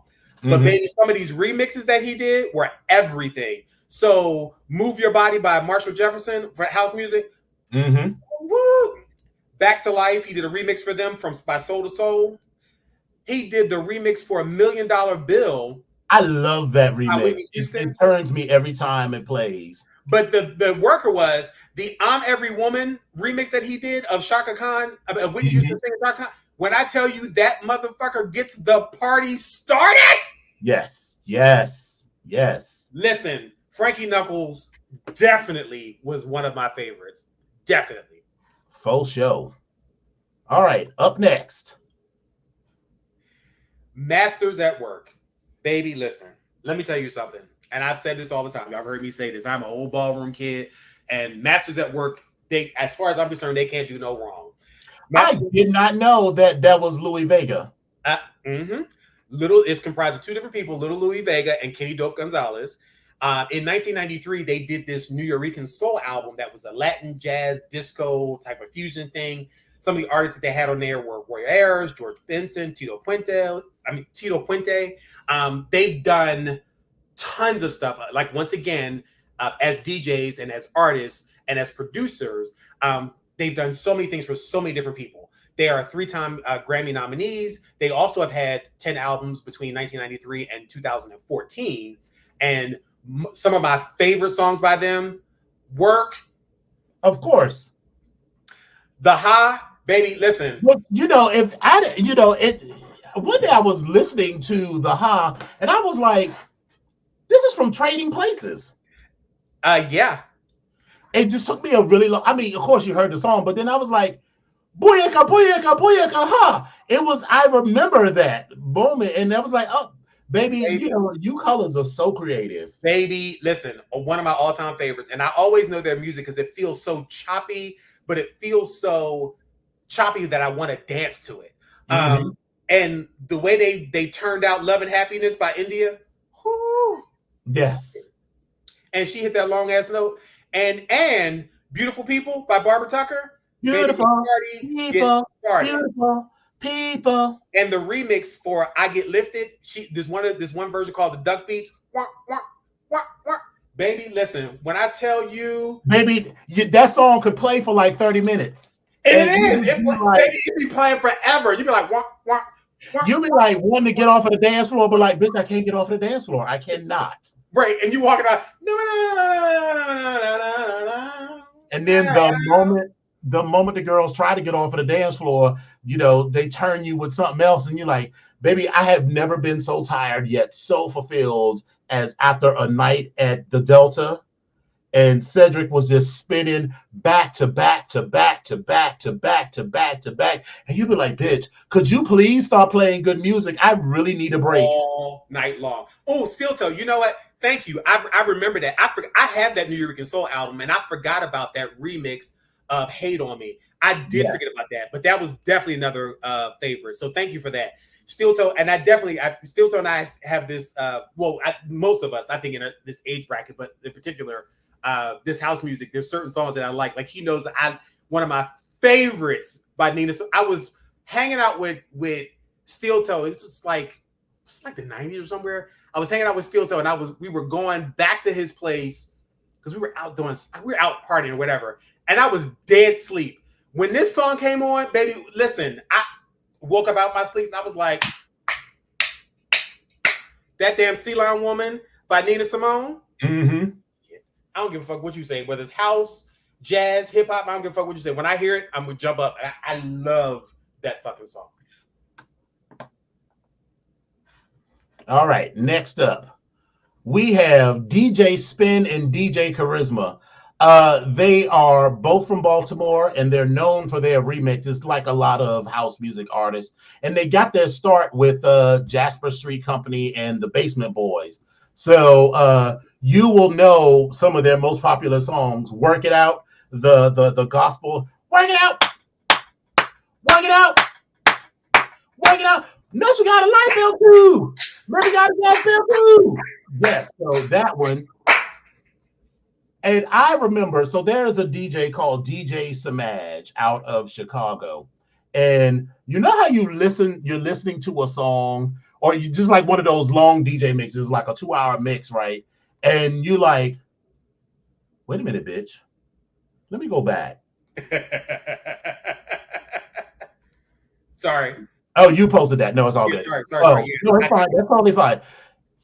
When I first heard "Release Your Mind," by MAS Collective, the Spinning Charisma remix, I like a lot of music, but I like individual songs. So like if you ask me what are my favorite albums, I don't necessarily have favorite albums because as a rule, I like 1 or 2 songs. The exception being like Mary J. Blige's first 2 albums, Erykah Badu's first 2 albums. But other than that, I just generally like a song or 2. But baby, everything about this, like when this song comes on, I turn the bass up in my car. So like the whole car is thumping. I'm like driving down the road, and like boom, boom, boom, boom, boom, boom, boom. Baby, it turns me out. And then this black woman hollering over the beat sets me off. And then she was like, you gotta let it, you gotta let it. And I'm just like, And I don't think people understand. Like for me, like, and house music was such, and it still is, it's such a freeing thing. But it feels like if music is good, it makes me want to jump out of my skin. Like I cannot sit exactly. And, like even when I'm in the car, like there are certain songs that I don't want to listen to when I'm driving in city traffic because I need to be like at speed, yes, like to let the road just be flowing underneath me to really get into the beat. Yes, baby. Listen, all I do know is, and especially in my 20s, like we were hanging out, baby. Everybody was hanging out trying to meet a date, baby. I was cool with all that, but once the music started playing, bitch, all dates was off. I didn't give a fuck. And like I said, at that particular point, I told you I was trying to put my little face on, but all that shit done sweat it off. I was out there dancing. I didn't give a fuck. I was dancing because it was in my spirit. I just could not stand still. I was like, fuck this. Another artist who almost deserves a whole thing of his own is Kenny Bobian, who is known. He's obviously Kenny is a man, but he has this high falsetto that he sings in that it's instantly recognizable on so many house tracks. So 2 of my favorites are "Let Me Show You." Like, let me show you. Let me show you the way to go. The Jacksons, okay. Right. But he does a version of that. And then he does a version of "I Shall Not Be Moved." I shall not be moved. Oh. Yes, I know you're talking about now. That's Kenny Bobian. So then also Africanism, baby, I love a good old deep tribal beat. Baby. A deep tribal beat. And baby, as I was going through my YouTubes, you just put in "Spinning Charisma" and spend the next 3 hours just listening to songs. I was like trying to find like songs that were like immediately recognizable to me. And I was just like, yes. And then a lot of it is just like videos or tapes of them just like at their shows. Like they use, like, baby, a dream of mine, because they perform in Europe a lot, is like we go to a club in Barcelona and be like, tonight special guest star Spinning Charisma. I'd be like, bitch, I don't know what we was gonna do. Well, I don't know what y'all are gonna do after this, but I'm here. So listen, I got to Uber back to the hotel. So, but baby, I feel the same way about Mark Rebier. I still have not gone to see him, and I'm ready to see him. You talking about quarantine fucking tonight, baby? When he was like, "What? Get the fuck up out of bed!" I was like, "Bitch, what?" Yes. Yes. I literally need to see him, and I think he does a lot of overseas shows and stuff. But I don't know where. I have to look at his website, see where he is. But he was in DC at one particular point. Came through for a show. I just haven't been able to catch him. But I really want to catch Mark Rebier. And then the last one for House Week on Black Music Month is Steve Silk Hurley. Now, I will say to you, I need to turn off the not that background. It is the. You talking about just his face? Yeah, because you couldn't see his face. Gotcha. So I know he was cute, light skinned Trey. Well, I remember him having some hair, but he looks better without the hair to me at this point. Yes. So he is a 4-time Grammy nominee. He's got 5 top 10 singles on the U.S. dance chart. His style is characterized by beat matching, scratching, cutting, needle drops, and backspinning, which are all sort of, self-explanatory. Favorite songs: Higher, Take Me Higher. Mm-hmm. When I talk to you, like that was, I can remember at least 3 or 4 times going to the Delta. This was long before I met you, but with like people like the Brista Eric and my Brista Eric and Jerome and some of the old crew that I used to hang around with in the early 2000s, baby. So when Eric would get to dancing, you know how like when I have a paddle and I do this to clear an arc for the room, that's how you have to do when Eric would get to dancing. Because Eric had his dance jeans. They were a pair of jeans that he had cut down both legs. So when he got to twirling, they would spin out. And baby, he would take up a significant portion of the dance floor. So we'll be dancing. We'll be like, "Ooh, girl, it's like 3 o'clock. We have been here since midnight. We have been on this dance floor like the whole time." And then they'll play some shit by somebody else, Frankie Knuckles or Master at Work or whatever. And then we'll be like, "All right, girl, you ready to go?" "Yeah, I'm ready to go." And it was like, "Uh-oh! And then you like, fuck, we are here for another hour, aren't we? Baby. Because you know how first of all, this mix, the Steve Silk Hurley Journey to Heaven mix is 14 minutes long. And Cedric would stretch that bitch out to a good 30 minutes. Because he would, you know what Cedric do that I love, but you'd be like, please stop, please. He starts chanting. He would start chanting, but he'd get to the good part, like the real good part, and he would just like play like that good part, and he would like do the backspin, and then play that same part, like, so you didn't like get a break. You couldn't stop. You literally could not stop dancing because it's your favorite part of the song, and he just kept playing it for like 10 minutes. And the worker is Cedric used to always feed off of the children, just like the children fed off of him. So it was like, baby, it was over and over and over and over and over again. As long as he's seeing pots and pans and the kids is scuzzing out, throwing trash cans, jumping, he gonna keep spinning that motherfucking music. I lived. Oh God, I lived. And then I also love his remix of Ann Nesby's "Loving Is Really My Game." So that song originally is by Brainstorm, and Brainstorm is fronted by Gloria Gaynor, who sang "I Will Survive."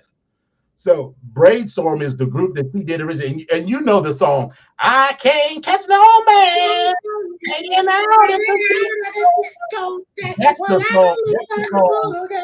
And you may also remember it from Noah's Ark. That was the song that they played on Noah's Ark. Come on, come back to me. Come back to me. Bring it back to me. Woof, woof. Me fan you. Me fan you. It's gonna. And so then Ann Nesby, when I first heard that Ann Nesby was going to do this mix, I'm like, but why though? Give it a chance. And I sure did. And I was like, okay, Vince. Because you know, Ann Nesby know how to cut a track up. And She knows Nesby how to knows cut a track all the way up. And Nesby knows how to wail and make you feel it down in your shananas when she does that. Like, oh my God. Mm-hmm. And I met her because, you know, remember, she used to be in the Sounds of Blackness, and they're all in Minneapolis. And when I was 21 years old, I spent the summer in Minneapolis as an intern at 3M. And one of the women that I worked with was in Sounds of Blackness. So we got to see them at a couple of concerts and then go backstage and meet them. And they were all very nice. But yeah, so yeah. And then the last one, so Steve has done a lot of stuff, but it was mostly remixes that I like. Again, I like lots of individual things. And so there were, I mean, I could listen to him for hours, but this was about things that I really loved. And frankly, it's only these two. I just put Jack Your Body here because that's how he, you know, that was one of his top spots. I just never cared for Jack Your Body as an individual song, but you know, it's one of it was his first top 5 dance track. So that's Black Music Month. I think we should go ahead now and decide who is going to, or not who, but what is going to be the genre for next week. So we would like you all to, Cedric and that Dance Too Much. Oh my God. Listen, you remember that song? Jump up here. I dance. Oh, yeah. Okay, yeah. And I dance too much. Baby. So Listen. you want to just go ahead and say like R&B? Okay, Next we can week? do R&B. Let's Okay. do R&B. So let's does just go ahead and anybody- decide. So we'll do R&B next week. So we got 4 weeks to do. So we got R&B, hip hop, and then do we want to end with gospel?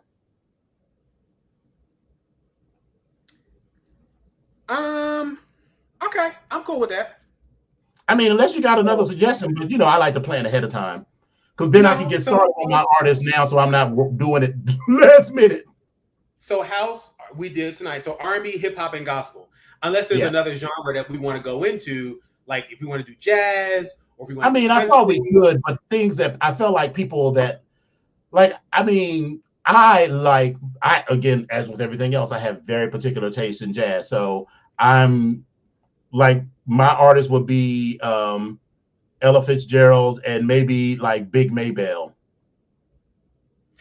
Remember Candy? For Why me, it would be all my sugar candy. Oh, go ahead. I would say for me, it would be Nina Simone, and it would have to be, even though they did an album together, I like the album together, but the Layla Hathaway and Joe Sample, like that would be. I was just thinking that like the 3 that we named, people would have a lot more to say about those. Okay. Well, yeah, okay. I'm okay with that. So next week is R&B. So R&B. You already know who one of my artists are. Oh yeah. Mm-hmm. Okay. So wait a minute. So what I will say is, if next week's going to be R&B, that goes along with our the Hootie, the Style Evolution, because it's not necessarily, but even though she does. Well, then we can do hip hop next week. I'm fine with that. But I mean, either way, I'm just saying. But I'm also going to say is, if you all can let us know who else you would like to see a style evolution of, because again, I have 1 and then I have 2, but again, we would like your input so we can do who you guys want to see. And so we have one for Janet, which was already there, but thank you for that seconding it. But if there are others, we definitely will take those as well. So please give us that as well. Okay. Well, all right, let's get into it's late. So let's get into this beautiful bean footage. Yes, indeedy.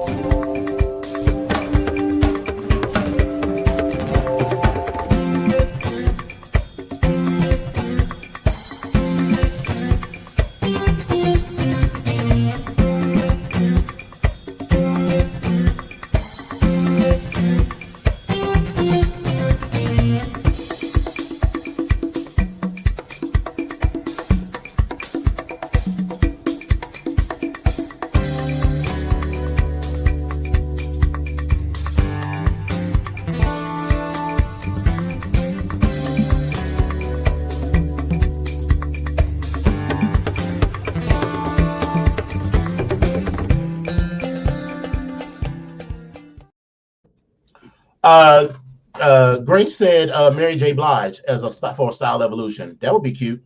I can work with that. Okay, thanks, Grace. I can do that. I think that Mary's can definitely make the list because she definitely has. There's been some evolution, but it's also been a creation lane for her as well. So okay, we can work with that. Yes. So thank you all for coming out. This was a lovely, fun time. So as a reminder, our last show for this cycle, which I think we're calling this was cycle 13.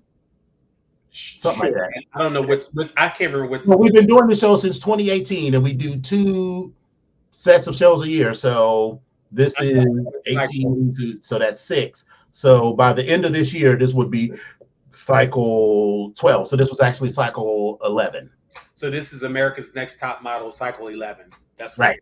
Yeah. And then so the end of cycle 11, our last show for cycle 11 will be June 26th. We will be off the entire month of July, and then we'll be back on August the 7th. So there's shows between now and so we have shows on the 12th, the 19th, and the 26th. So we still got more shows this month. So yes, and you all listen. You all have time because this is 30 days of Epic. You all can do whatever you want, but do know that it's 30 days of Epic. So that's all I'm saying. It is 30 days of Epic. So wait a minute. 14th, right? Yes. So next week we'll. So we gonna do. You're going to New York? Yeah.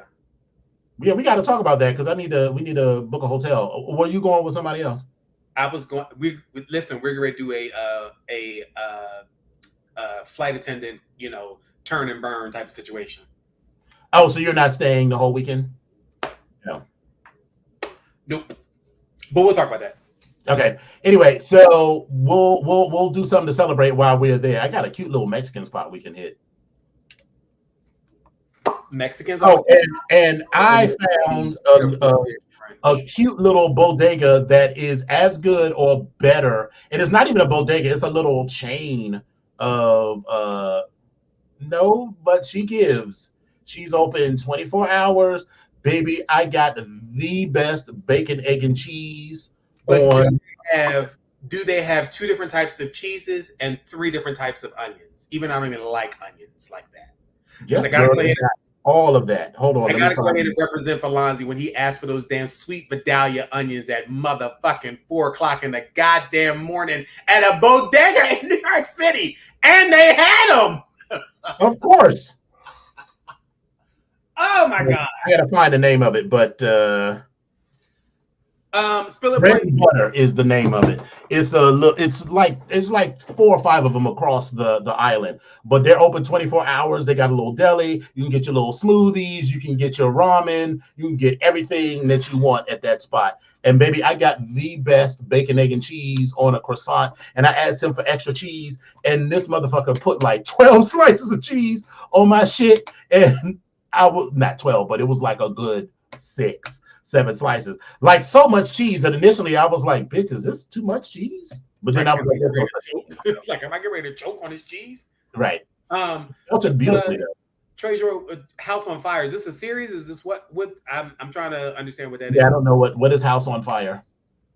Is that an album? Is that hit me up and let me know what that is because I'm an album. So anyway, so we will be back next week, same time, same station.